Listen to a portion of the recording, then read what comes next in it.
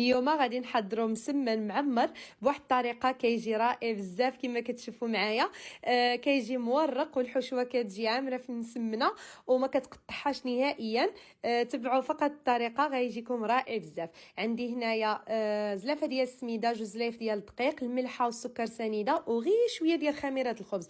غادي ندلك مزيان العجينه كما كتشوفوا معايا، ومن بعد كنخليها ترتاح. من بعد ما كترتاح كنقسمها كويرات، كندهنهم بالزيت وكنغطيهم ونخليهم يرتاحوا. من بعد كنجي للحشوه اللي فيها بصله مشلضه، فلافل الوان، ملحه والربيع. غادي نضيف الكفته، شويه ديال الكمون، الهريسه، تحميره، سكينجبير والثوم بودره والربيع. من بعد ما كنقليهم كنحيدهم فوق البوطه وكنخليهم حتى كيبردوا، وكنجي نسرح الكره الاولى وكنسرحها على هذا الشكل، وكنوضع الحشوه كما كتشوفوا معايا صافي، وكنطويها على هذا الشكل كما مبين في لا فيديو حتى كنكمل المسمنات كاملين ديالي. وكنرجع للمسمنه الاولى اللي صايبتها، عاد كنبقى نطيب، كتكون ارتاحت وغادي نبقى نطيبها كما كتشوفوا معايا. كندير الطاجين هنايا كيسخن، كندير فيه شويه ديال الزيت وكنبقى نقلبها وانا كندهنها بالزيت، ماشي بزاف، غير شويه حتى كتحمر ليا كامله من الجوانب كما كتشوفوا معايا. راه كتجي طالعه